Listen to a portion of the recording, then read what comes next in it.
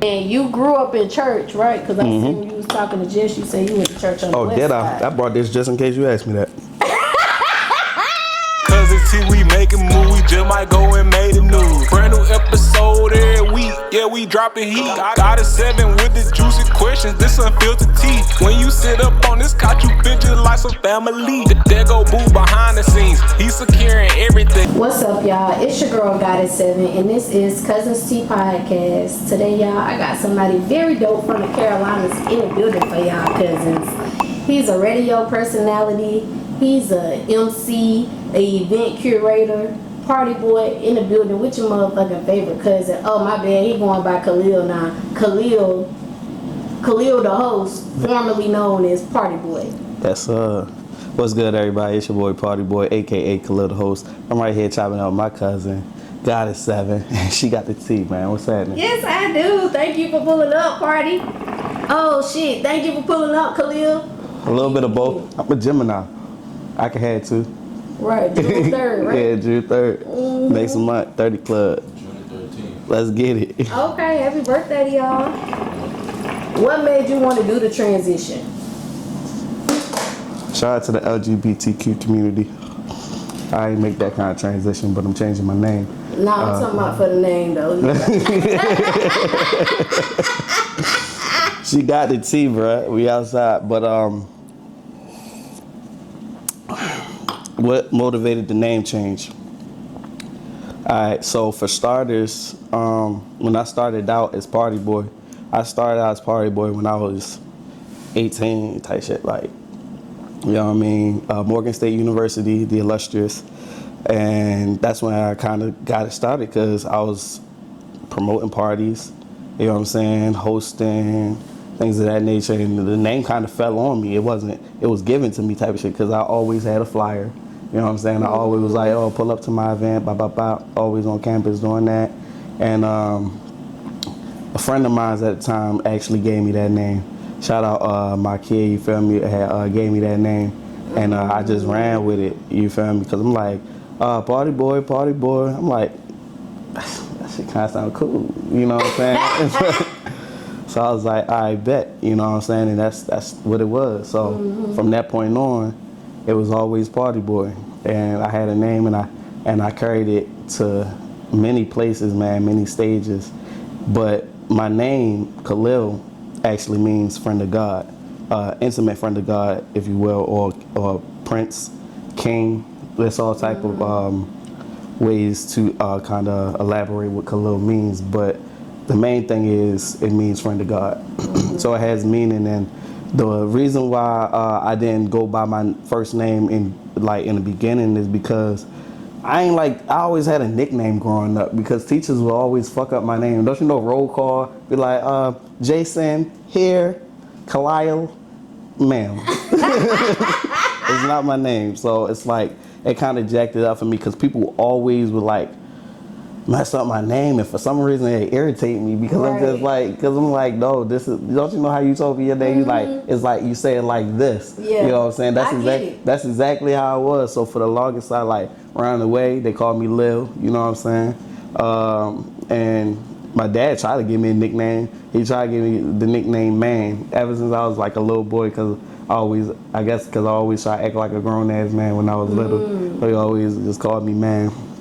But it ain't never stick. It stuck for him. Yeah. But so what everybody you was else, doing, acting like a grown ass man? I mean, I was just bad. I did what I wanted. I'm still rebellious to this day, and I don't be wanting to listen to nobody. So I always was in trouble.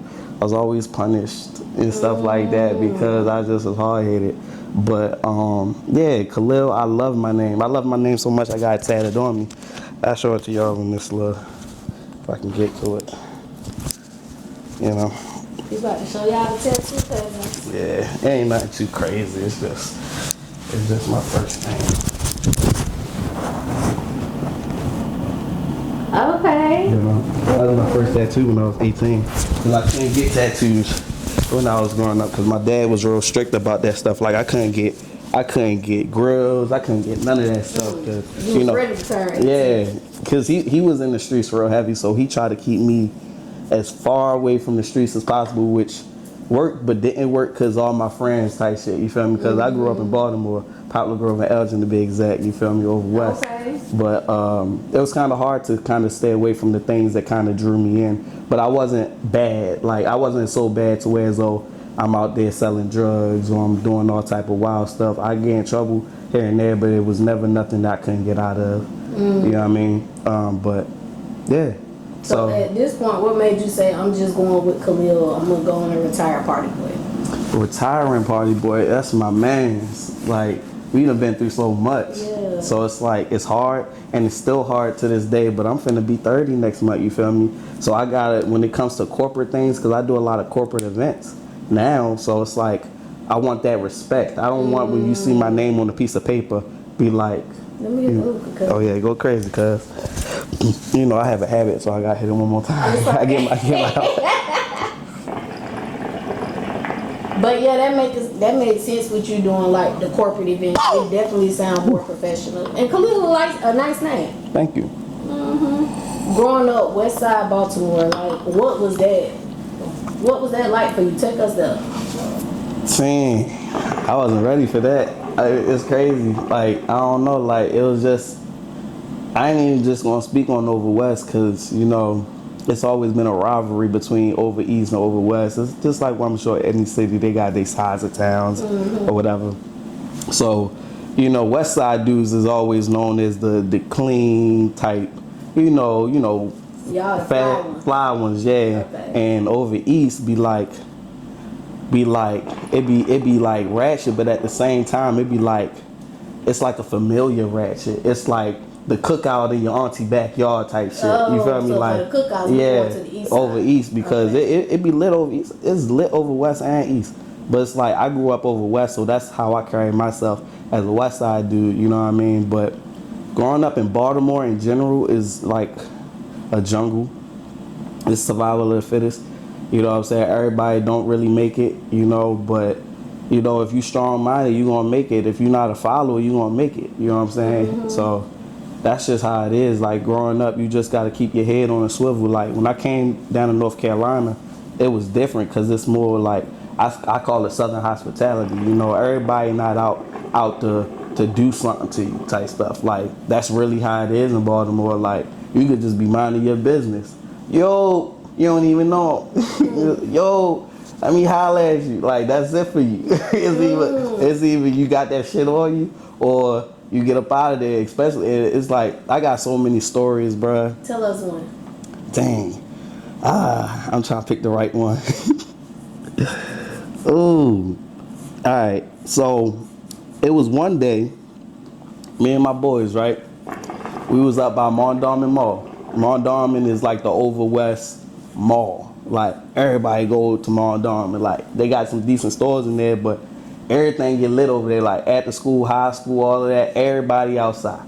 You know what I'm saying? Everybody got to catch a bus because Mondawmin was where, because we really popular in the metro scene. Metro meaning like public transportation, like buses and trains and, you know what I'm saying? What's called MTA, Maryland Transportation Association, you know what I'm saying? So everybody took the bus, everybody caught the train to get to school. You know what I'm saying? Most people, that's how you get to school. So you know y'all what I'm saying? school buses like Well, if you was special, you know, you got the short bus or short cheese bus. bus. Okay. You know what I'm saying? But we had to all do, unless your peoples is dropping you off. If your people's dropping you off, then that's another thing. But everybody took public transportation. So think about it. Bunch of kids or just, you know what I'm saying, really off the leash. You feel me? Like, so you got the bad ones, you got the good ones, you got the ones that's not really trying to mess with nobody, but they just like, so that's why it's survival of the fittest, because you got to know how to operate in those situations when you want a train full of some knuckleheads and some people. I'm just trying to get to school, you feel me? Right. But I'll tell you the story. Me and my people up there by Mondawmin, you know, we kicking it with some chicks or whatever, you know what I'm saying? But when you go to different neighborhoods, you gotta know the neighborhood you in too. And it's like if you messing with somebody's sister, cousin, whatever, they might be overly protective or whatever the case may be. Family don't Yeah, find they out. family, yeah. So we up there, we just kicking it, right? My boy get into an argument with the girl, I think. And then all I remember, bro, We look up the street. It's about, no exaggeration, I want to say 40, but maybe it was more like 15, 20 niggas. I don't know. But it felt like it was a lot of them. Like it felt like it was 40 of them, bro. And it's only me and my two mans. It's 3 of us, and it's all of them.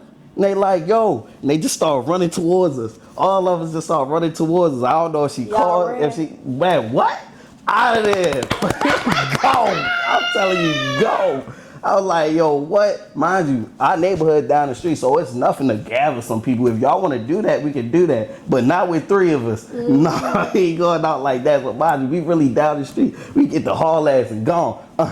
Gone. I'm talking about hopping fences, all that shit, you feel me? But then we get back round the way. By the time we get round the way, our people right down the street, because they do dirt bikes a lot in Baltimore, so you'll see where a group of people is that's your people. Be like, yo, you know what I'm saying? Niggas was already gone by then, because I guess we just all there. So that was a story. I got more, but that was the first thing that came to my head, because I thought I was finna die.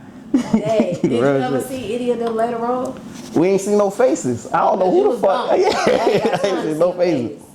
Okay, if you could bring something from Baltimore to the Carolinas, what would it be?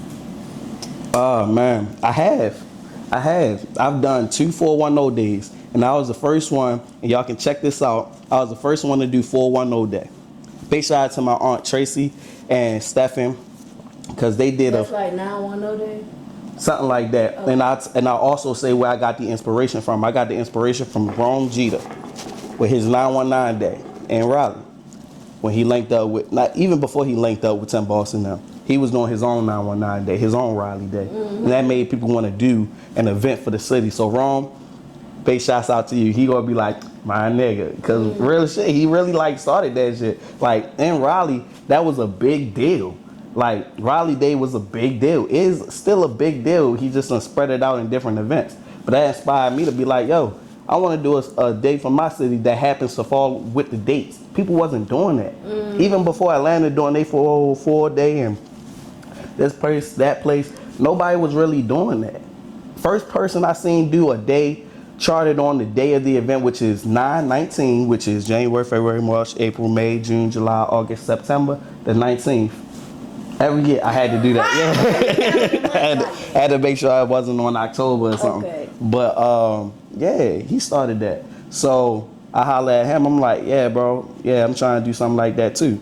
So boom, I did a 410 day. I started booking artists from my city. I brought Bear Hunter Izzy down here, my brother. You know what I'm saying? I brought Dancing Barry, Lil Black the CEO, which is a very Lil Black the CEO is like a me in Baltimore because he do radio hosting and the concerts and stuff like that. Okay. Bear Hunter Izzy, he's an artist, and Dancing Barry is a dancer. Mind you, in Baltimore, we originate like Baltimore club music, so we do the crazy legs and all that shit, like dancing real crazy in the club. You know what I'm saying? So, Dancing Barry, happy birthday, my dude. You know what I'm saying? He just had a birthday, and yeah, you know.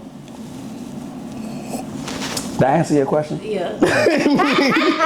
Baltimore with the crazy legs. I gotta put that shit on YouTube so I can see how the hell that shit look. Real shit. If I knew how to do it, I'd do it for you. But I know how to do the avenue, the park height strut. You know what I'm saying? And the bird flew and a bunch of other stuff, and the 2-step, of course. You know what I mean? But yeah. Okay. Did you know like Krishan or any of them sisters? Cause it's a lot of them. What's crazy is I've never met Krishan, and before she got popping, I didn't know who she was. You know what I'm saying? To my knowledge, she used to run track and stuff like that. But I didn't know Krishan. Plus, I think she's younger than me, so. What about any of the other sisters, no? What, Tasiki? Yeah, it's like I did a show with Tasiki in Durham. And when we locked in, we locked in. We got a picture. It went a little viral, me and her. We threw up over West. This is West Baltimore, you know what I'm saying? And then it was just like, it was love, because she from over West. I'm from over West. Baddie, shot o'clock. Okay. Baddie, shot o'clock. Sunday, so my shit can come back Let's out. go. Okay, 2015, 2016, somewhere around that time, you came over to North Carolina. What made you come here? Oh, we getting deep. All right, so I'm about to get the inside scoop. I think this is the first time I ever talked about this on the interview. But, I mean, I'll talk about it. All right, so, for starters, I was going to Morgan State University. You know what I'm saying? Life was cool. Life was lit. Things was going. You know what I'm saying? I'm like, I've never been to college. First of all, I suggest anybody that's in high school right now, if you're in high school, try college. Just try it. Try it. Just try Best it. experience of your Bro, life. what? Man, it's a whole different atmosphere. It's a whole different experience. Like, real talk. Real talk. It changed my life because you gotta think about the mindset of somebody in high school in Baltimore. They just happy to be alive by the time they graduate. You feel me? Because by 15, 16, I ain't not everybody, but you tied in. Like, I ain't gonna everybody not tied into shit like that. But like, if you are, you happy to make it there. You feel me? So you're not really seeing past it. You looking at a job, regular job. I just want to make some money. Some niggas in the streets and they already getting money and they gonna make that work, but they just happy to be out of high school. So they start doing the same shit. Niggas 21, 25, 30, all that. They start doing that. You know what I'm saying? And I ain't knocking that. I think that that's dope. Get your money, but try it. Just try it. But anyway, I was going to Morgan. Everything was cool. Everything was lit. My peoples end up splitting up. I done had my mom and my dad in my life my entire life. So for some, they'd be like, man, I ain't about nothing. Like, nigga, I ain't had my dad in my life my whole life. Or I ain't had my mom in my life, or whatever. But for somebody that had that their entire life, you breaking some shit that's like instilled in you. You know what I'm saying? And you got all type of questions, you know what I'm saying? And I just went into a depression. I started smoking real heavy. I started doing shit I wasn't supposed to do. You know what I'm saying? Getting in trouble and stuff. So it's just like I had to find an out. And then I ended up dropping out. You know what I'm saying? But I dropped out because my grades were slipping and I didn't want to get further into debt, so I just cut it. And around that time, my mom ended up coming because she moved to North Carolina. She moved to Raleigh or Charlotte? No, Durham. She had moved to Durham. Okay. And they was down there for like a year, if not a year and a half or two. I don't know, but it just felt like forever. You know, so they'd come back and forth every now and then, her and my two little brothers. And when they came back, mind you, I'm high up. Like, I'm high and I just look like I'm up to no good. You feel me? My mother, she say, look, I'm not gonna be all in your business, but if you wanna come down to North Carolina, even if it's for a weekend or week to just see and check it out, you can do that. Mind you, I'm fucked up. Real shit, I was a homeless college student. Homeless. Where you was sleeping at? I had hoes. I was bed to bed. You feel me? At your house. Yeah, real shit, dog. Okay, real I shit, get though. it, yeah. You know what I mean? But my pops, you can only imagine the type of shit he was going through and how he was feeling. So I didn't want to be around him. Not because I didn't love him, but because, nigga, I'm depressed as it is. Right. Being around you is going to take me down to fucking, like, dog. Like, my own dog turned on me. My own dog turned on me. The dog went Yeah, with the cause mom? no, when I say turned on me, he was with my dad. But dogs pick up on energy, and if you change their surroundings too much, they start not trusting the shit that's going on around them. So my dog seen me after a long time, or not really seeing me. He in a new environment. He don't like the environment. He at park heights and shit. But I try to pet my dog. This nigga look at me like he was finna fucking rip my arm off. That shit broke my heart. That shit broke my heart, yo. I was just like, ain't no way. That shit. What kind of dog he was? It was a pit. I've had pits my whole life, but yeah, that shit broke my heart. I'm like, I felt like the little kid in me was coming out like, it's me. Yeah. Like, that shit fucked me up because I get attached to animals. You know what I'm saying? Definitely dogs. I get attached to animals. So, long story short, my mother gave me that option. I took up on the option. I came down North Carolina. And shit, man, I swear to God, Shit like, been up ever shit, man, ever since. I swear to God, like, okay, like, I really, like, seen that it was different down here. I seen that things are different. You don't have to look over your shoulder everywhere you go. You should still be mindful of what you're doing and where you at, but it's not the same. Baltimore is really, like, you can die any day, and I hate to say it that way, but it's really like that. And you don't have to be mixed in with shit. You could be in the crossfire. A nigga could be having a bad day arguing with his baby mother, finna do some dumb shit. You know what I'm saying? Like, it's just different. And now drugs is getting worse You feel me? Because it's not just the mentality of the people, it's the shit that's being put in the community. All that, like, they lacing this weed now. It's not the same weed, and then weed not enough for a lot of niggas. A lot of niggas, weed is not enough. They start sipping, or they just start doing them perks, pills, all type of shit, man. It's new shit. They do now. a lot of cocaine down here. I don't know about that. They do. Damn, for real? Yeah. Not y'all know, not me, cousin. I smoke that goddamn marijuana. That yeah. Smoke that goddamn Speaking of that teleport, motherfucking smoke yeah. that hookah, I'm good. This But is yeah, my zone. I done ran into a lot of people that's like in their 20s and shit on that white girl. But when you moved to Durham, who was like the first friend you got to know? First friend. That word is so hard for me. I don't be trusting people. I asked because you in Durham, you went to Durham, you know you love everything you know. So like, who's that first one that connected with, showed you love, and that's your dog? I got 3. First I got DJ TJ. Shout out TJ. DJ TJ was probably the first person I really locked in with and trusted to go on the road with me and do shows back and forth. I booked them for a show back at Morgan, but I came back because, you know, if I was a party person at Morgan, I all of a sudden just left. They awaited you to come back with some shit. So I threw a free cookout. I threw a free fucking cookout. The shit was lit. But I ended up fighting at the end of it. What? Yeah, with my old homeboy. My man, that's supposed to be my man's or Y'all whatever. done crashed the party. Bruh, nah, it was at the end. We wrapping up and then nigga get to talking and all. What? You know what I'm saying? So we just ended up getting into it, you feel me? But we good now. Okay. Who's the other two? The other two, I say DJ Drizzy. Shout out Drizzy, you know what I'm saying? As far, you know, my brother is really my closest friend to this day. My blood brother is Colin. He live here? Nah, he in Baltimore right now. But that's my closest friend. You know what I'm saying? He older than you or younger? That was my little brother. But when he was little, he was too young to understand what the fuck going on. But now, he 25.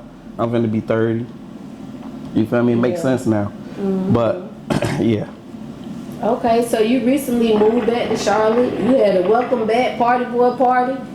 Like, That was crazy. What made you come back to Charlotte? So, funny thing is, I never lived in Charlotte until just recently. But it went like this. My history went Baltimore, Durham, Raleigh, and now Charlotte. You know what I'm saying? So I spent 5 years in Durham. I did 5 years in Raleigh, maybe 4 or 5 years in Raleigh, and now I'm here. So I've been in the Carolinas about 10 years. But what made me move to Charlotte was, I'm always giving y'all the scoop. I'm gonna give y'all some more. I had got booked. I got booked in September. In Charlotte? Nah, at Raleigh. Okay. For something that I'm innocent for, you know what I mean? Gotta throw that out there. You know what I mean? Booked. Okay, I get what you're saying. Yeah. And I just had to, you know, make a change to things, you know what I mean? I had to change up the narrative. I got too comfortable.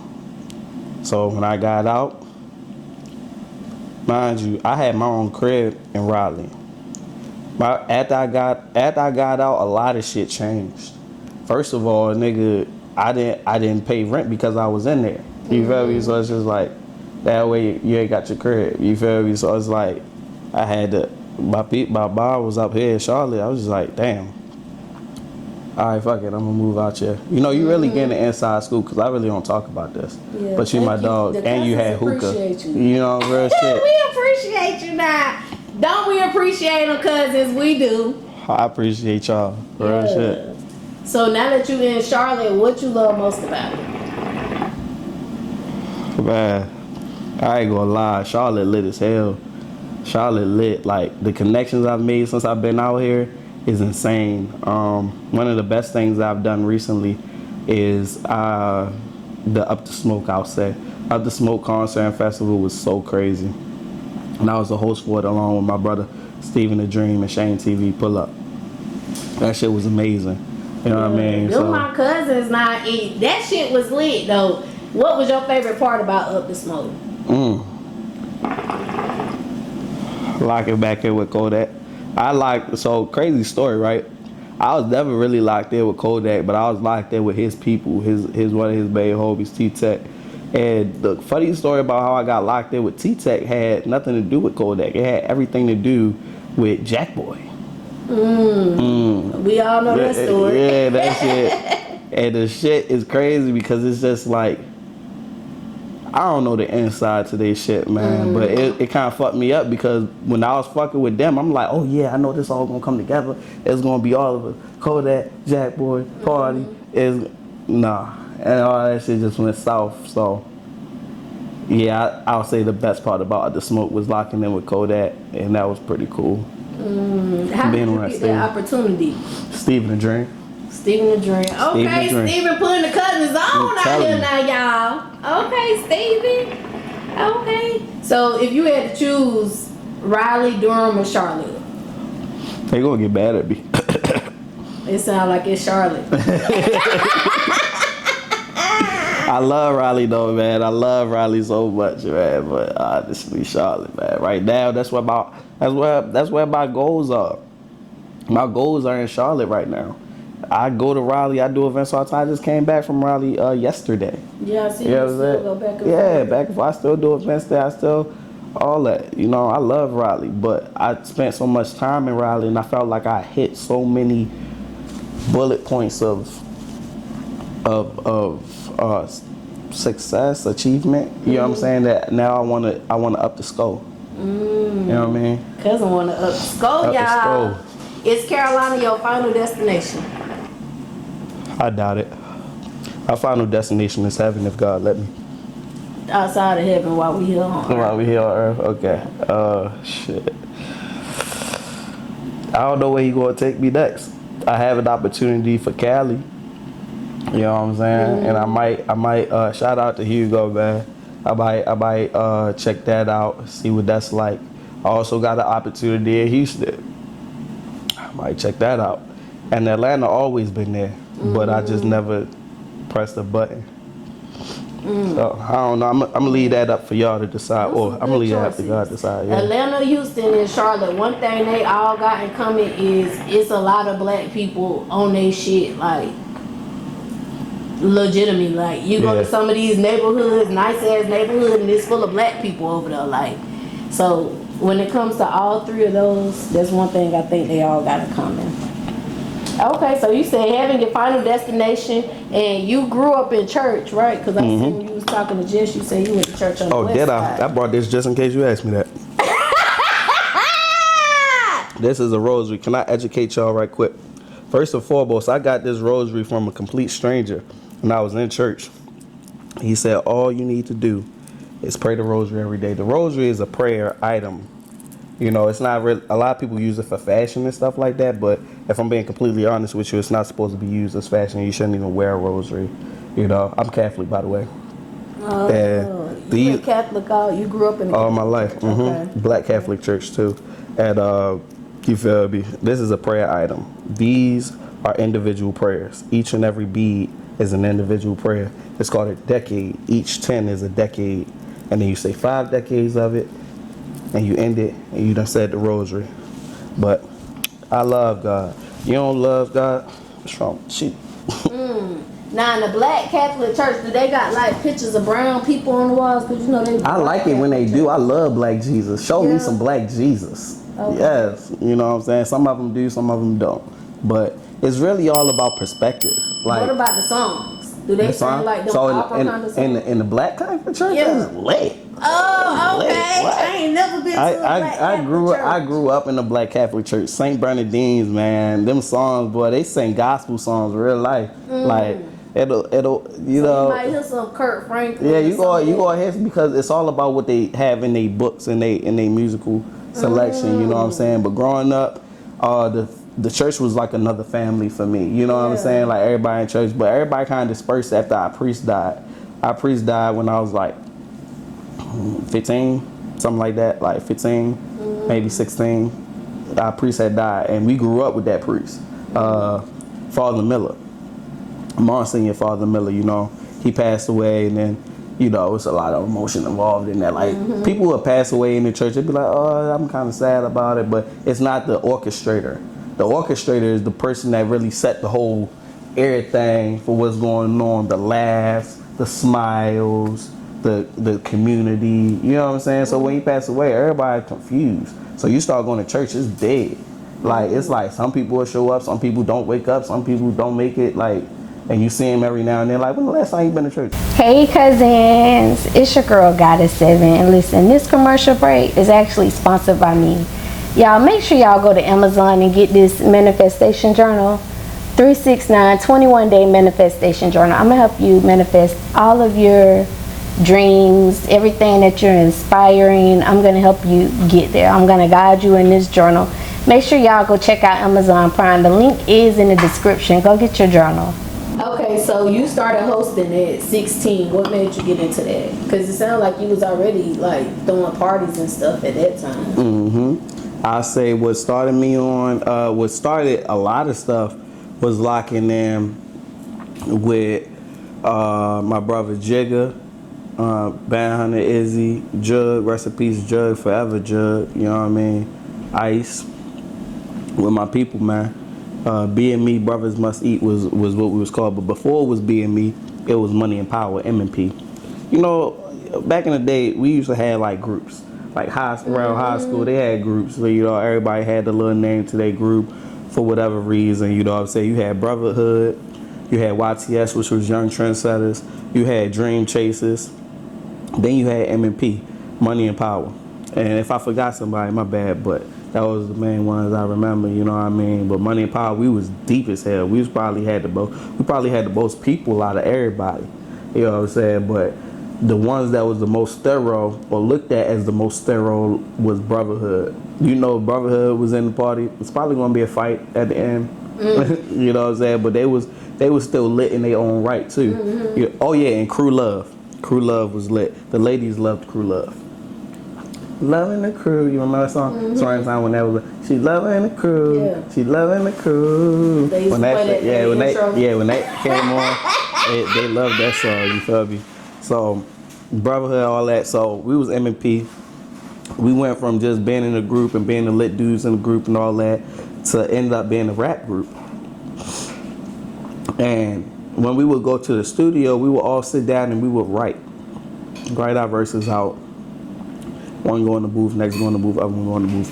I was always good at ad-libs, okay? You know, the fa, all that, like the extra shit. You know what I'm saying? That was always my thing. And I didn't realize it until I actually got in the booth and started, like, getting into that.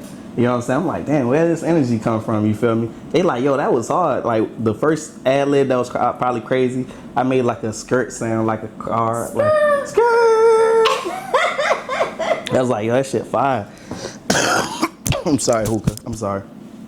It's not you, it's me. But anyway, so what was the question? When you was telling me about how you started. Oh yeah, I was mad. I started.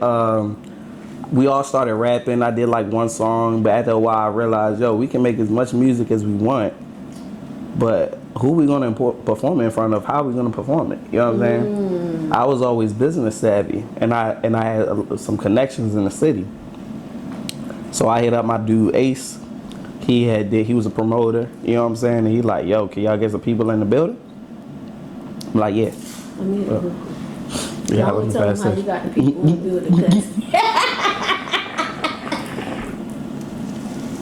So when it came down to get people in the building, we already knew a bunch of people. We just had to sell the tickets. So we got the tickets, so we got the spot to perform. So then I got us our first performance. I'm like, damn, I'm pretty good at this. You know what I'm saying? Just locking in, just connections and locking in with Ace and making sure that we could actually get people in there. And we was young as shit. We wasn't even old enough to be in the club. We was like 16. Yeah. And this was a club. And it was one of like artist showcase. Back before I really knew what artist showcases were. You know what I'm saying? And we performed. And how did we make this? I make this transition into hosting was the DJ said somebody gotta introduce y'all. I'm like, nigga, ain't that your job? I didn't know what to do.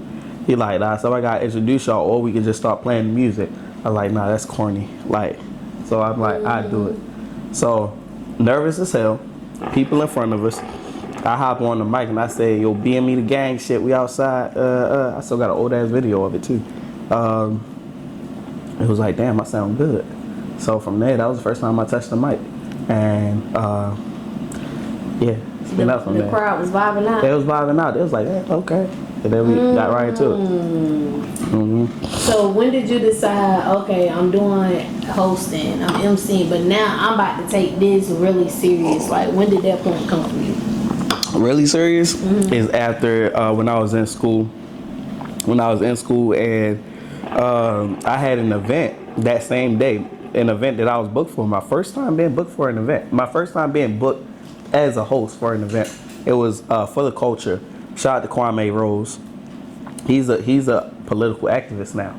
You know, so he be standing up for the black people rights and stuff. Yeah, because I feel like I heard his name before. Oh yeah, he's been on the news in different cities and all that, mayor's office, stuff like that. But back then he was, you know, doing events, and all his events were still for a good cause.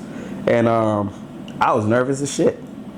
Like, it's one thing to be talking over music. It's another thing to be like, all attention is on you. It's not really no music playing. You need to talk to him. That shit was nerve wracking, and I fucking, oh, my live went off. That's okay. So it was nerve wracking. I was like, yo, what do I say? Like, that was the first time I ever choked. I choked. Like, rest in peace, Davo. Davo was like the headliner for the event. You know what I'm saying? And I was just like, yo, I'm nervous as shit. I had a co-host, Manny D. So she helped me out a little bit. She picked up the energy a little bit, but I was so nervous. I'm like, yo, I don't know what to say. I'll say a few things, but I don't know what to say. And I was down after that because I was sad, because I was like, I felt like I didn't do what I was supposed to do. And did you feel something about the inside, like your stomach or anything? Like, yeah, it was curling up. Like, I didn't want to be up there. I'm just like, y'all got all these people eyes on me. I don't want to be up here. Like, please help me.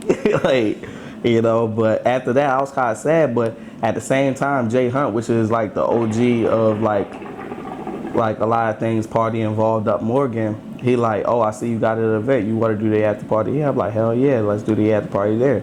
And his after party was flooded. It was crazy. It was at Paparazzi, and there was so many people. It was like 1,000 people or something like that, right? So Paparazzi up here? Paparazzi down in Baltimore, downtown. And, you know, I was just like, okay, cool. I was only supposed to be there to just help or make sure everything's orchestrated. I'm at the front of the stage, this big stage, and all them people out there. And I'm just helping with shit. I'm rattling the chords, and Jay Hunt look at me, he say, go out there and say this. I'm like, what? Nigga, I'm already having a fucked up day. Like, I don't want to talk to no, like, I don't want, he's like, you got this. He said, go out there and say this. And he basically told me, shout out to schools. You know, people rep for their schools. So I was like, I went out there and I said that, and I added a little razzle dazzle to it, and they all went nuts. They went fucking crazy. I'm like, I feel like I'm on a cloud right now, like floating, like this shit really worked. Shit really worked. Like, I'm about this bitch lit. Like, I really was like, I was into it, you know what I'm saying? And then from that point on, I fell in love with it. Because first, that moment could have been the moment that I quit it. That same day could have been the moment that I quit it. But I didn't allow that to deter me from trying again. Was that your favorite experience so far? Or what's been your favorite experience? And I've had many. I don't even know. I got to be honest. It's none that I would put at the top. Because you done had quite a few that quite a few that made me. I can tell you another bad one. I can give you 1,000 good ones. But I like to be transparent with my audience, because they've been here for the good ones. They ain't been here for the bad ones. They don't know the bad ones because I don't talk about another bad one, cousin. Lil Duval. I was at, and shout out Hollywood, the promoter, and here I am. Yo, I get a call after hosting an event, right? Now, mind you, I've been doing certain level of events at this point, right? She like, Party, what you doing? I'm like, I don't know. I'm finishing up this event. I'm finna slide. You know what I'm saying? I need you. Okay, what's up? I got an event. I can't be there. They need a host. I'm thinking it's a regular event. I ain't know it was no big shit. I'm thinking it's a regular event. She's like, I need you. How long was you in the game at this point? I had to been in the game at least 5 years, maybe. You know what I'm saying? So I was still premature, but I wasn't that premature. I had some experience on me. You feel me? So I'm like, I can handle whatever you throw at me, right? Man, I get there. It's at Lincoln Theater. Lincoln Theater is a concert venue where they do concerts and shit, like all types of artists, Moneybagg Yo, anybody you could think of, right? So I pull up. She like, all right, she bring me in through the back and all that. I'm like, okay, cool. What's the event? What's going on? They got Lil Duval. It's a comedy show. It's a comedy show, but it's really like because he had that song, I'm living my best life. You know what I'm saying? So he gonna perform that, but it's really a comedy show. So you got comics and other things going on. You gotta understand with different events, it's a different vibe. When people pay for them tickets, they expect a certain thing. They want to laugh. This is a date for this a date for a lot of them. I'm like, yo, I get out there, mind you, I got an old ass DJ, but shout out DJ JB because I ain't know you back then. You feel me? But in my perspective, you feel me? You know what I'm saying? He kind of older, so I'm like, damn, is he gonna know my hits? Is he gonna know the songs that I would want them to turn up to and stuff? Nah, he playing some old shit, in my opinion. You know what I'm saying? I just like, damn, I can't really like vibe 2000? Yeah, like 2000s, but I can fuck with the 2000s. I'm talking about like old school hip hop almost, like, and I don't really know how I vibe to that. And you know, with older cats, it's like they might grab a few hits that they done heard from maybe their niece or somebody else, but it's like he was making it hard for me. So anyway, I was nervous as shit. It's a big ass stage. The stage is probably one of the biggest stages I had been on before that moment, and it's like, when I say big stage, I mean like walking, like as far as like walking across the stage. Sometimes you might have a stage that's this wide. It's not hard to work with because all the attention is right here. But when you get into a stage all the way from there, all the way down here, you gotta utilize that entire stage, or else it's gonna be parts of the crowd that ain't gonna be feeling it because they like, well, what about us? You know what I'm saying? So I had to, long story short, that was my second choking moment because I gave a little energy. Like, I turned up the first half, but I got exhausted because I'm like, they here for comedy. They not really here to turn up. They will. What was their energy when you was on the stage? They had seats, so they were sitting down. Ain't that many, and the age group was like 40 plus. Who this young motherfucker? You know what I'm saying? Keep screaming on the goddamn mic. Shut up, boy, sit down. Like, you know what I'm saying? I don't know, but it was just like, it was a little discouraging because I can feel that energy. It's oh my god. I was just like, I gotta keep it going until Lil Duval ready to come up here. But they had other comics. But that was a very discouraging moment because I knew I didn't do everything that I could have done. But a good full circle moment is that same promoter, I thought he never wanted to see me again, right? I have an event with him June 5th. Another concert, because he hit me up. He hit me up, he like, yo, I see what you doing, proud of you, bop, bop, bop, all this. And he like, I want to give you an opportunity. I got 1900 Rugrat in Myrtle Beach, South Carolina, June 5th. I want you on the ticket. All I need you to do is do what you do. That shit felt so good, because it was just like, I thought you hated me. Right. Like, yeah. Okay. Yeah, that was like a woosah moment. Okay, he thought I was okay. It was years later. Yeah. Years later. Okay, so any cousins watching, they just getting into their hosting bag, what advice would you give that cousin about standing out as a host? Keep going. Don't talk too much, but talk enough. Talk enough to where as though you can learn. Don't talk so much that you don't want to hear what other people have to say. You know what I'm saying? Because when it comes down to like hosting, you got to understand people are there to have a good time. They're not there to hear you. They're not there to hear you. They want to hear the music and they want to have a good time.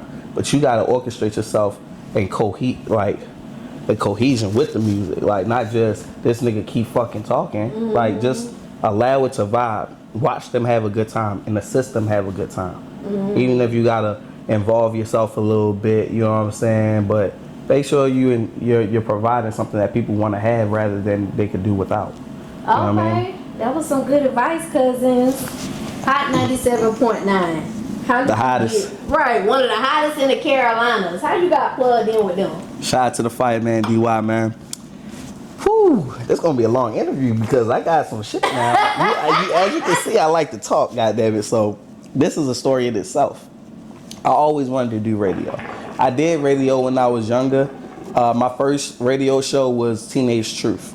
And this is when I was at Morgan. You know what I'm saying? I was a co-host on Teenage Truth with Latia, I think her name was. And we basically did events for the youth. We was like the older youth. We were the youth, but we were the older youth. Doing it for the teenagers. Yeah, doing it for the teenagers, even the younger kids, the little kids, going to, you know what I'm saying, community events and being the people there to engage. WMSK online radio, you know what I'm saying?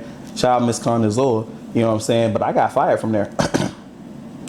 I got fired because I just knew I was him.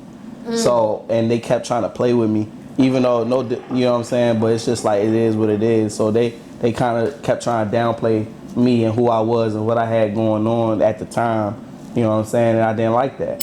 So I remember I took a whole walk from the radio station. I walked all the way back to Morgan. I remember that day like it was yesterday. I was like, I'm out. You know what I'm saying? Because I just felt disrespected. It was a whole staff of women versus one dude. So they kind of overpowered me in a sense because it's like, well, you gonna listen to us. I was like, nah, you know what I'm saying? So that's what it was. And, you know, that was my first experience in radio. It was an online radio, not as large of an audience, but that was my only experience with radio other than going up to 92Q Jams when they would want me to come up there to kind of just talk about stuff about Morgan. You know what I'm saying? So I would come up there because, you know, I always wanted to do radio. Radio was like my aspiring thing that I wanted to do for the longest time. Like really my entire time of career chasing, it was radio. Because I just felt like that was the top of the food chain, you know what I mean? And it wasn't until I heard my voice on the radio that I wanted to do it even more because of the first one was online radio. I never really heard my voice. I never really heard it. And the other people never really heard it unless they was chimed into the online radio shit. But it wasn't until I did satellite that I noticed people actually listen to the radio. Like, I don't like, now, so because people don't really like. In the morning time though, when you getting ready, because they had the good shows in the morning talking about everything. Talk about the tea. Talking about the tea. Yeah. You know what I'm saying? So it wasn't until I heard myself on the radio that I got really motivated to do it. It was one time I was in the car and I'm just listening to the music. I'm like, that sound like me. And it was a drop that I had did for AFRAM. AFRAM is like the Black Cultural Festival that they do in Baltimore once a year. And I was just walking, just minding my business. I was actually working the festival, working it not as a host, but like, you know, picking up the artists, taking them to where they need to go. Cause shout out to Carpe on campus. They got me tied in with that. But yeah, I was just working. And then I seen they had the little, like the mics. And they was like, hey man, where we at right now? What you doing? I'm like, oh, what's good? Mind you, I had the voice already. So I was like, what's good, everybody? It's your boy, PartyBoy. We live at AFRAM right now, 92Q Jams. What's up, man? What? They played that shit for years. They cut and chopped my drop. That they probably tossed the rest of them, and they used it, the part that was like 92Q Jams, because I shouted them out in it. I said, it's your boy, PartyBoy. They chopped it up and they mushed it together, whatever. And they recycled that drop and they put that in like one of their morning show drop shit. And like, people was like hitting me up like, oh, you was on the radio? I never knew. It was just a drop. It was a recorded drop that they just recycled. And I was just, I don't know. That's the first time I heard it. It just motivated me to want to be on the radio. But fast forward to moving to North Carolina and locking in with DY Fire, man. I just was going to festivals. I went to East Sud. I went to one of his events. I think it was like a No Stress Fest. It was one of the No Stress Fests. And I had went there. And, you know, when I first got to North Carolina, I just wanted to network. I just wanted to network. I just wanted to be here, be there, be here, be there, so I can tap in with the people that I need to know, right? So Sud was one of my main targets because I said bullet points. I said targets. I said, I need to know you. I need to know you. I need to know you. So I was pulling up on Sud. And I had pulled up on Sud. He gave me a media pass, a backstage pass. I wasn't doing no media shit. I was just a host. You know what I'm saying? But he showed me that love. And he, to this day, he still showed me that love. Shout out East Sud. You know what I'm saying? But I'm backstage. And if I'm not mistaken, this was the second time I seen DY. The first time I seen DY, he had gave me an interview. He told me to pull up to the radio station. I had the interview. I had everything. I had my portfolio. It was laminated. I had it laminated shit and bind and all that shit. I was prepared. I even wore a button up. I wore a button up. I did it all. So, and I'm like, I know I'm like, I don't know. He gonna look at this resume and he gonna be like, this is the guy, right? I swore up and down I was gonna get that motherfucking job. Yo, I didn't get it. You didn't? At first, no, I didn't get it. I'm telling you, like, I still got the old picture, bruh. We sat down, we talked, and all that, but I never got the call back at first. For 2 years. 2 years. I had did the interview. I thought I was gonna get the job, and you know he was he's a busy guy. You know what I'm saying? He meets a bunch of people. That's probably pretty cool. You know what I'm saying? But something in him just said he's not ready, and I guess I wasn't. And two, I've gone through different phases in my life where I felt like I was the shit, and they'll show. And older motherfuckers, and they don't be fucking with that. They be like, little nigga, I done did this. Yeah. You ain't shit, little nigga. You need to calm your ass down. And sometimes I can't help it. It's just who I am. I have an explosive personality, and I'm confident. I'm confident as hell. So he was like, nah, he not ready. I didn't get the call back. It made me sad, but I kept going. I seen him at the No Stress Fest that day that I was just talking about. I'm like, yeah, what's up, man? It wasn't no animosity energy or nothing on my end or his end. I'm just like, what's up, man? How you been? He's like, good. He seen that I guess he seen that I was a little bit more calm. So he was like, matter of fact, call me at this time specifically tomorrow. It was a weird ass time. I can't remember what the time was. Sorry. This is So, yeah, I called him. He told me, come up to the station. We ran it back, and he told me come that Friday, and I ended up getting Friday nights. Was you excited? Oh, man. Words cannot explain. I was so excited. Every time I pressed on air, I got so many butterflies, so nervous. I got choked up on my words. Because I'm like, I'm here. I'm doing exactly the thing that I wanted to do. Like, just get common for you to where you like, and I kept pulling up, goddammit, and I realized that radio was lit, but it's not everything. What's up, y'all? It's your girl, Goddess7, and this episode is sponsored by a couple different sponsors. So y'all already know I had to shout them all out. First of all, y'all, I gotta shout out Robinson Hustle 8. Cause guess what? They branding us over here. Y'all see these cute little glasses that I be drinking out of? Hold on, let me take a sip. Y'all see this? Y'all see this right here? Y'all see this cute little liquor ice bucket, whatever you want to call it? They made all of that. So if you're looking for some custom shit, make sure y'all go shop with Robinson Hustle 8. They customize all your needs. I can't forget about Q3 Designs and Things. They're also a sponsor of Cuzns Tea Podcast, and they're a branded company for us. They made us these cute little shirts, y'all. Y'all like this shit? Y'all see this? Look, you need some custom shit for your business, go shop with Q3 Designs and Things, because they're going to get y'all right. They're going to get y'all everything that y'all need. I also cannot forget about Gemini Hookah, because they keep me smoking good on every motherfucking episode, y'all. Y'all see this hookah? They sponsored that for us. They did some other sponsorship, but most importantly, y'all, they got them hookahs, and y'all know I love hookahs. Look, y'all, hold on.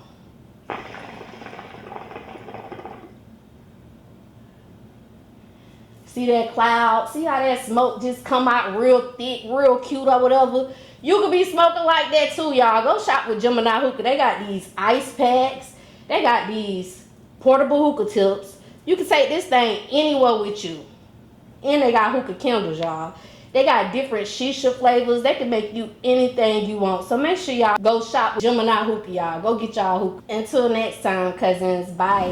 Okay, so you interview a lot of people, a lot of celebrities too. Like, have you ever got starstruck?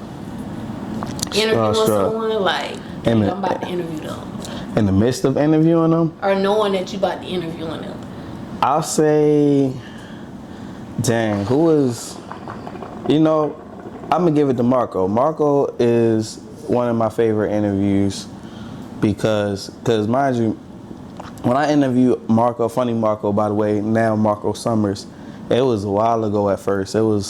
We locked in like 2-3 years ago, maybe 2-3 years ago. So you know you interviewed him twice now, right? Yeah, that was the second time. We already locked in. I'm the one that booked them after the joint. You know what I'm saying? So it's like, well, assisted, you know what I'm saying, to make that connection. You know, big shout out to Dream, big shout out to Steven the Dream as well, man. Shout out to Mike, Haitian Mike, you know what I'm saying, and the whole team. But yeah, so when I seen he was coming down here, normally I don't be in town when he in town, or it'd be the other way around, or if he in town, I'm not in town, or I'm in town, he not in town, shit like that. So for 2 to 3 years, it's just been like, I see you when I see you. But prior to all of that, was more like that shit, how it came together, it made me so happy because it wasn't even supposed to happen that way. This is back when he was still doing his thing. Like, he was doing his thing. Like, even 2-3 years ago, he was doing his thing, you know what I'm saying? So it's like getting a hold of him was a little difficult, but my way of like networking, I do the scan the net thing. Like, I'll find out who's your manager. I'll find out who's your brother, who's your main person that's a little bit more accessible than you, because you might get 1 million DMs a day or whatever, you know what I'm saying? So we had locked in on some shit to where as though someone wanted to book him, right? And I had like the connect in a way, but it was just like his manager, me and his manager were DMing each other.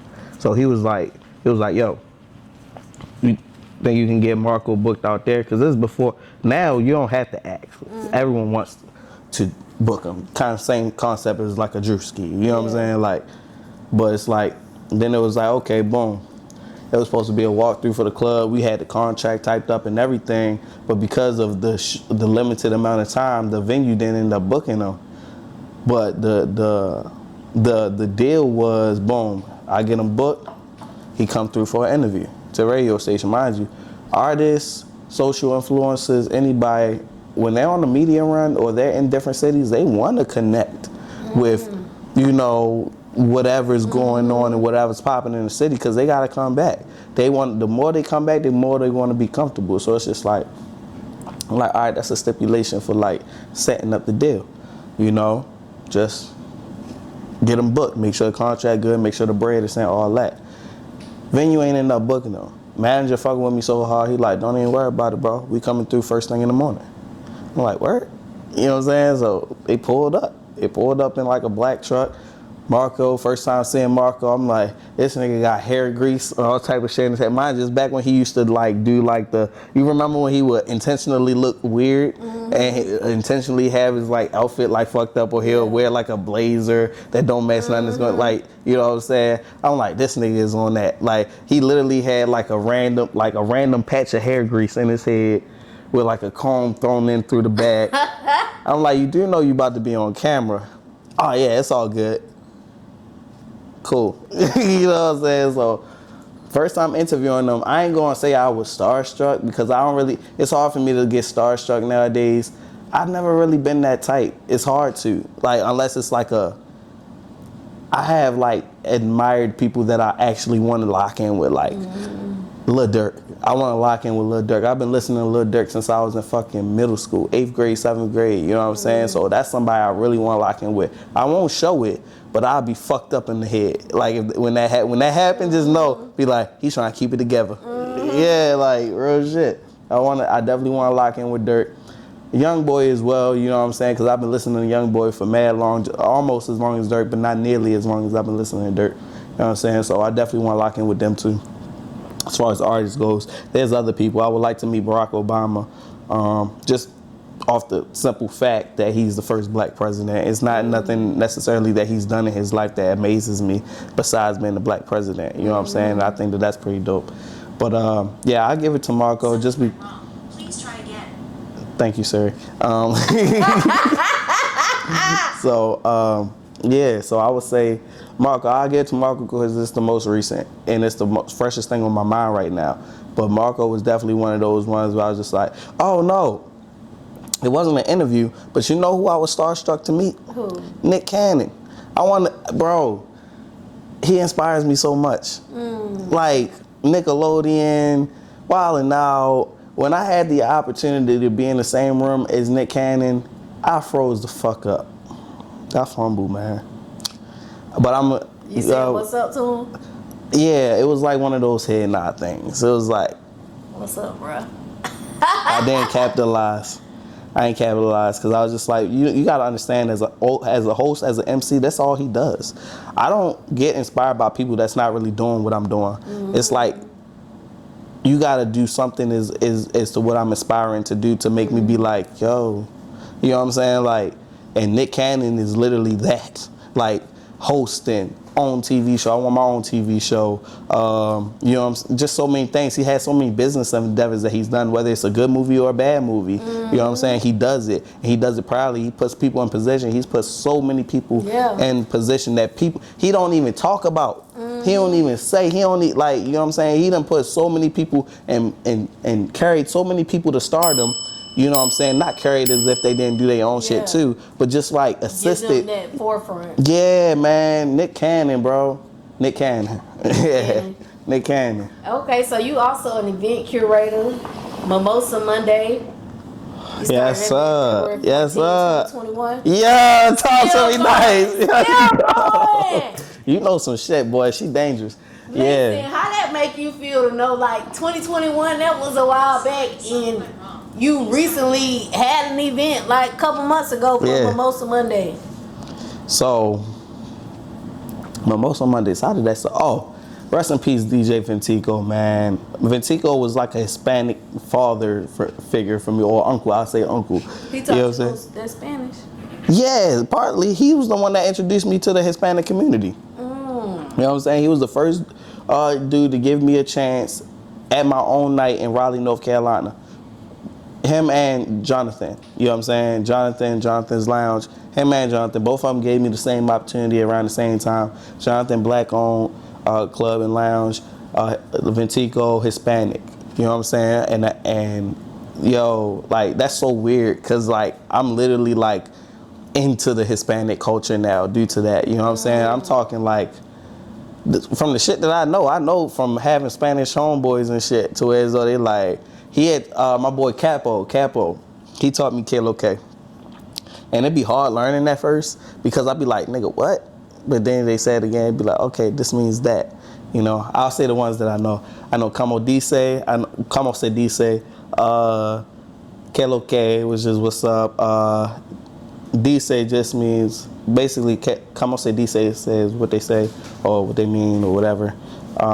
What's the other one? It's a few of them. I just got to be in the moment and I know, or I'll hear it and I'll be like, oh yeah, you know, I got a couple little phrases and things that I'll say, but I got to hear it and be around them and then I'll remember. But yeah, DJ Fentico, he gave me my first shot. Big shout out to Amanda. Amanda was the one that made that connection because she's Hispanic and that's my dog. That's like my sister. You know what I'm saying? So she was like, yo, Party, you're doing great things. You're dope. You know what I'm saying? A lot of people fuck with you.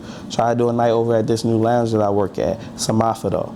And, you know, he said, yo, whatever night you want. That's what he said. Whatever night you want. I was like, all right, I want to do something. Because my shit was like, at that time, I felt like everybody fucked with me. Not saying like in that way, but like I felt like everybody, like when it came to like the club shit and the party shit, like if I do something, they'll come. You know what I'm saying? So I'm like, shit, I want to do something that's not easy. Why? I don't fucking know. I could have did an easy night like Friday or Saturday. You know what I'm saying? But I wanted to do something that nobody was doing.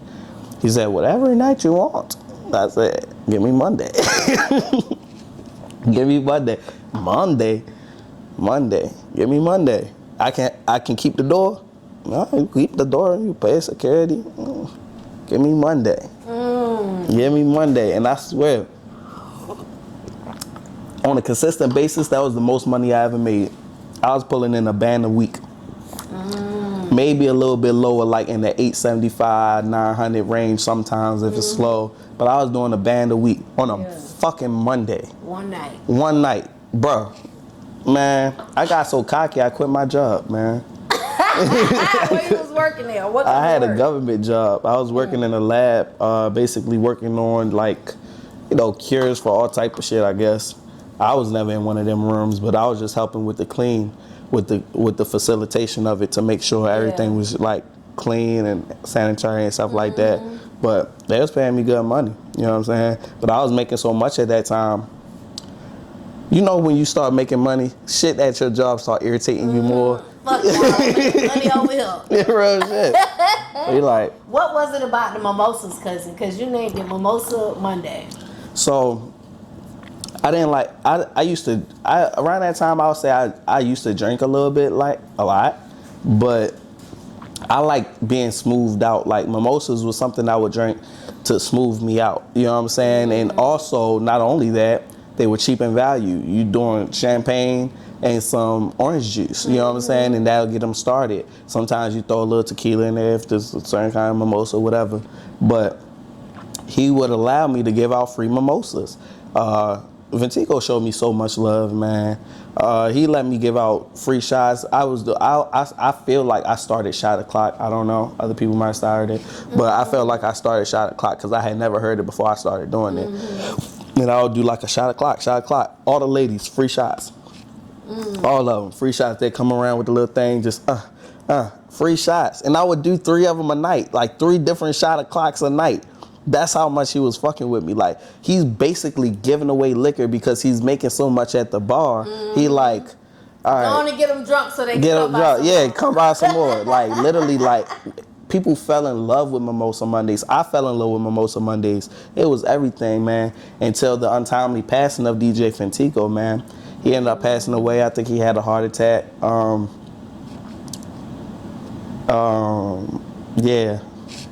You know what I'm saying? Okay, but you did one in Charlotte recently.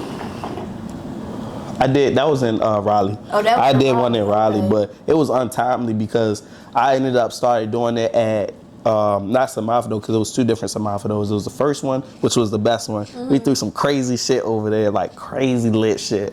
But then they got a new location. They got a new location after Ventico passed away. His sister took on the business, Rosemary, and her husband, Waddy, took over the business, and they wanted to do another Semaphore in honor of Fentico. You know what I'm saying? We did balloon release and all that, but it's like shit was going, but it wasn't ran the same way how Ventico was running it, in my opinion. You know what I'm saying? Ventico was really running it off of love. It wasn't a lot of like greed. The love was gone. Yeah, it was like y'all moved, in my opinion, like they was kind of moving more off of money, and it kind of turned me off. You know what I mean? So I had just stopped doing it. I was like, nah, it's cool. Don't even like, it's cool. Like, you know what I mean? So I kind of just, but I ended up eventually doing it with Libido Bar and Lounge, and I did a few lit ones over there. And Omar, which is the owner of Libido, he was a friend of Ventico's. So I carried it on over, let Libido, I brought it back, started doing it again, it was lit. I got booked. That I got booked, I just said, Right. So I haven't really brought it back. Like that was just a little trial run, and he just really wanted to do it because he missed it. You know, in the bar, in the club life, it's like that's how they make their money. That's like not getting paid on the day you're supposed to get paid. You feel me? So it was just like, so right now Mimosa Mondays is like in a hiatus. You know what I'm saying? But people got excited when they seen it. When they seen it coming back, right? If you could curate, an event for anyone in the world, who would it be, and what type of event would you curate for them? Damn, I wish I would have actually heard this question before I'd have thought about it. I don't even know. There's so many different, like my inspiration when it comes to events. Lil Durk? Well, no, because Dirk is somebody I would rather host for. I don't want to do an event. Then they're going to charge me like a lot. He's not like a goal to throw because I know that that's a high ticket. I want to do something amazing for my city and that brings North Carolina and Baltimore together.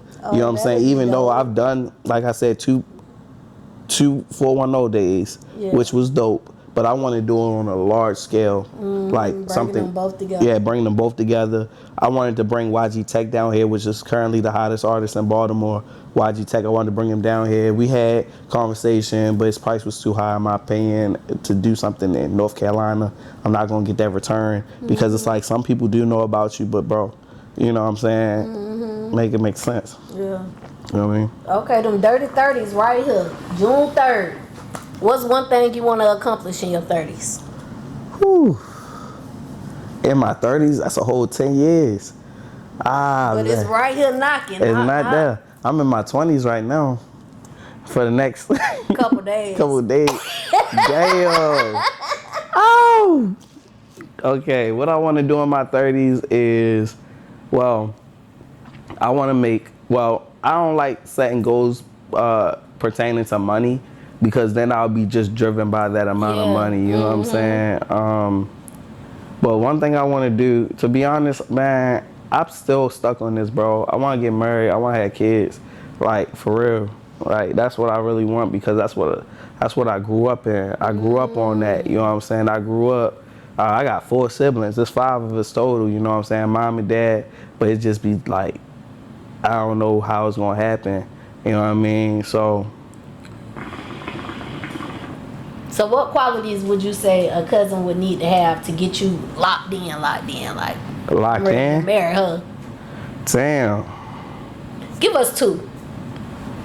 Just like unwavering love, like not just because it's convenient, not just because it's easy, but because I love you. You know what I'm saying? But because you mean something to me, you're special to me type thing. Like, I don't like that conditional love shit because I ain't grow up on that. I ain't grow up in that type of thing. Like, my mom loved me no matter what.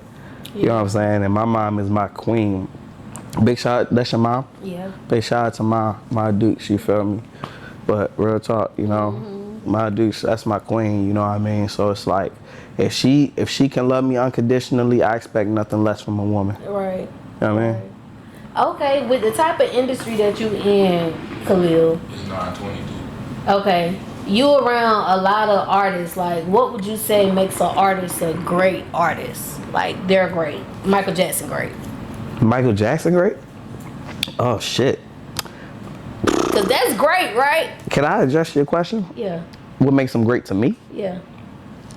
Is not being an asshole. I've met so many goddamn, bro, it's sickening almost that just some people are trash as a person, but others are not. Like Mark out because it's fresh on my mind because I just seen Mark on Friday. He's one of those people that I would put in the category of how I would expect somebody to be when I meet them. Don't be an asshole. Don't be like, don't hold everything you've done on your shoulder like, nigga, what? Like, I don't like that because I've ran into so many of them. And it really turns me off. It makes me not listen to their music and it makes me not want to be around them, you know what I'm saying?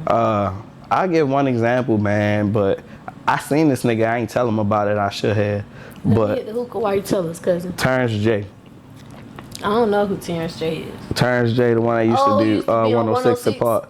I ain't tell him. Was this a long time ago when you saw him? It wasn't that long ago. I just recently saw him, though. I just recently saw him in Charlotte. And we was literally right beside each other. And I thought about it. Should I be petty and bring it up? But I didn't. But I used to work at the airport in Raleigh with Clear. Right? I don't feel the need to tell people who I am. You know what I'm saying? I just want to see how you're going to treat me without knowing. You know what I'm saying? And he had Clear. And he was coming through Clear. And he was so rude to the entire staff, everybody. What? Yo, like bad, like. Was this like when he was actually on 106? No, this was recently. This is like a year ago. Dang, cousin. He came through, man. He pushing people out the way. Then he talk about, I don't feel like doing this. I don't feel like doing that. Then he tried to bum rush through TSA. I'm like, they had to stop him like, dude, we don't care who you are. You had to get checked. So that was, I didn't like that. But I just recently seen him Shit, like a month and a half ago or something like that. I was with DJ Chuck T, and it was the after party to the BCIC. Yeah, Chuck T, that's my doggy. You know what I'm saying? And it's crazy because I was talking to Chuck T about it. He said, "There go your boy." I hate this dude. And I only didn't like it because it's just like, dude, you ain't know who I was. I could have been anybody, but that just shows me how you treat people. You know what I'm saying? I don't like that because I don't treat people like, I don't care who you are. I try to treat everybody with respect because anybody could be anybody. Right. You know what I mean? So I didn't like that. So hopefully in the future we cover that up. Because I was going to just approach him and be like, you probably don't remember me, but... when you came through the airport acting like an ass. Acting like an ass, right. Man. Bro, it was bad. And I was the one helping him. I was really trying to help him. He was just terrible. I was like, man. So... Okay, so this question I ask all guests, and then we're going to do a advice and a question of the night, and we out. What's one thing that you want the world to know about you? Dang. What do I want the world to know about me? That I love God. That I just want to be successful. You know, I don't really have no ulterior motives. I really just want to win. Right. You know what I'm saying? I want everybody to win. You know what I mean? Yeah, I take that. Sorry, cousins, I had to let the smoke get out. What advice would you give to any cousins that's on their entrepreneurship journey? Don't give up. On the hard days, work harder.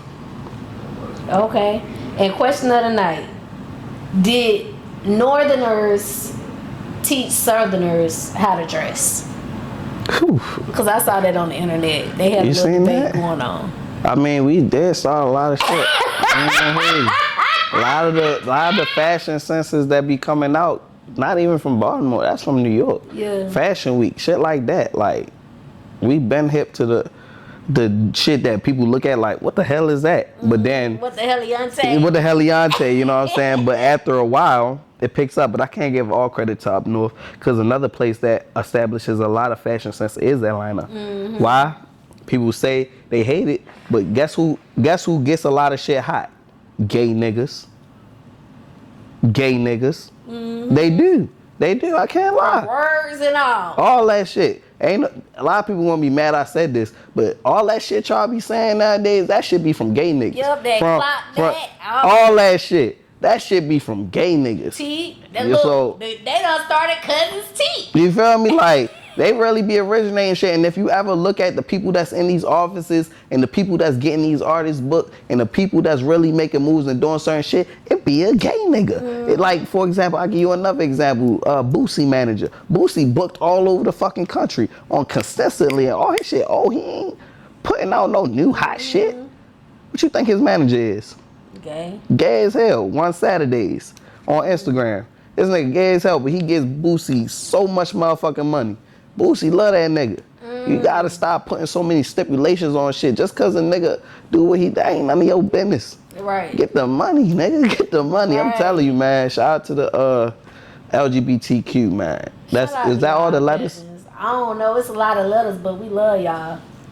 Before we get up out of here, let them know where they can find Khalil the Host at. You can find me right here today on Cuzns T. But other than that, you can follow me on Instagram at ITSPartyBoy, man, aka Khalil the Host. You can just type in Khalil the Host. I'll pop right up, you feel me? I appreciate Cuzn for this love today, you know what I'm saying? And and y'all can catch me on Hot 979 on Friday nights from 9 p.m. to 2 a.m. You know what I'm saying? Yeah, Raleigh, Durham, all surrounding areas type shit. Yes. Make sure y'all go follow him. Definitely a dope individual. He got a lot going on, putting on for the Carolinas, putting on for goddamn Maryland, Baltimore. Did I say it right how y'all said it? You said it correctly. Okay. Baltimore. Putting on for him, y'all. And before we get out of here, cousins, I want to thank y'all so much for tuning in every week. I appreciate y'all. I love y'all. Any new viewers, make sure y'all subscribe. Cousins, make sure y'all like and share so I can continue bringing y'all this great content every week. Until next time, cousins. Bye. What's good, everybody? It's your boy PartyBoy. We live and direct right here in Charlotte, North Carolina with my cousin with the T, Miss Goddess 7, man. Pull up on him. You already know what it is, aka Khalil the Host. We outside. Let's get it.